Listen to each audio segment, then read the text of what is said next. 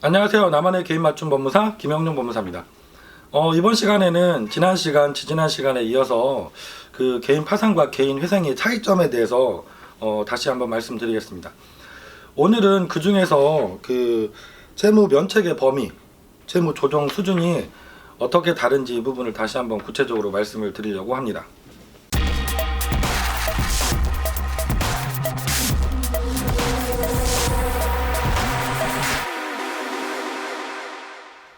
기본적으로는 우리가 개인 파산 절차를 통해서는 내가 가지고 있는 채무 전체를 한꺼번에 탕감을 받으실 수가 있습니다. 채무 전액을 탕감을 받으실 수가 있는 거죠.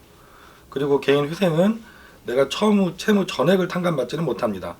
물론 법률 규정에 의하면 97%까지도 탕감은 가능하세요. 최소 변제 금액이 3% 이상이 되면 되는 경우도 있기 때문이죠. 하지만 이렇게 낮은 변제금으로 통과되시는 경우는 많지는 않고 일반적으로는 20%, 30%, 50% 이상 이렇게 변제금이 측정되는 경우가 많이 있죠.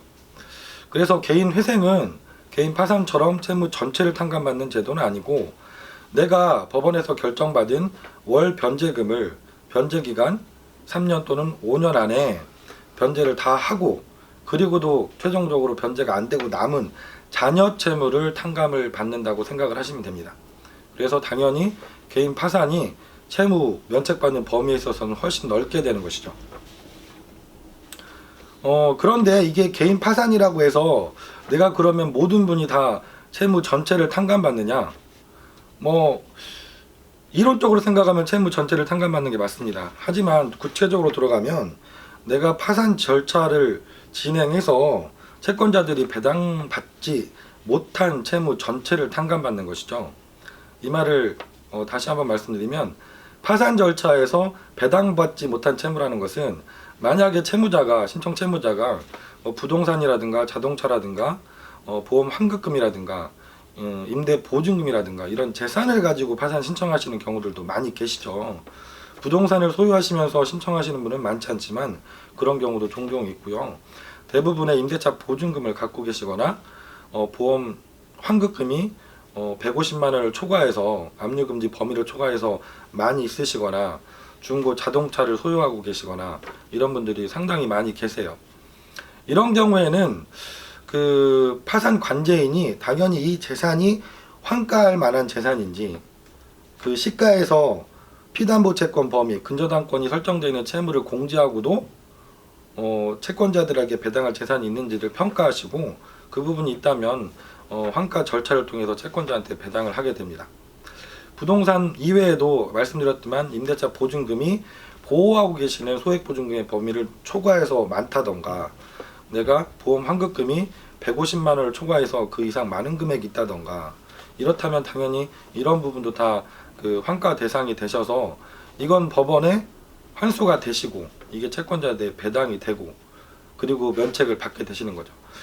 이론적으로는 채무 전액이지만 이렇게 내가 배당할 재산이 있는 분들은 그 재산을 법원에 내놓고 그게 다 정리가 되어야 되면 면책이 되기 때문에 채권자들 입장으로 보면 이렇게 재산이 있는 분들이 파산 신청이 들어온 경우에는 일부 채권 회수가 가능한 것이죠.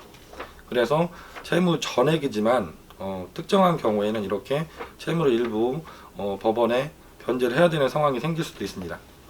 이 이외에도 내가 신청 전에 재산 처분을 했는데 이게 부인권 대상 행위라던가 편파 변제 의심이 가는 사항이라든가 이런 경우에는 원칙적으로는 파산관제인 부인의 소를 제기하고 절차를 진행해야 되지 맞지만 실무에서는 채무자에게 그 문제가 되는 부분에 해당되는 금액을 법원에 임의 출연을 해서 돈을 내고 재량 면책을 받자 이렇게 그 제안하시는 경우들도 많아서 이런 경우에도 내가 채무 전액이 아니라 일부분은 법원에 이렇게 돈을 내시고 그리고 면책을 받게 되는 경우들도 종종 생기고 계십니다.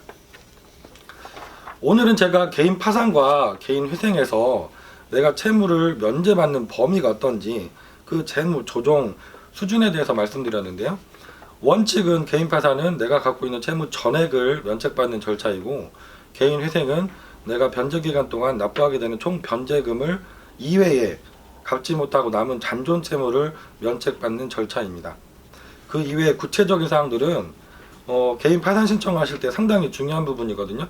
내가 개인 파산으로 신청하시게 되면 혹시라도 법원에서 문제가 돼서 이미 환수를 해야 되는 금액은 없는지 그건 미리 준비하시고 들어가야 되기 때문에 이 부분은 정말 실무를 많이 경험하신 전문가 상담을 꼭 받아보셔야 할 부분입니다.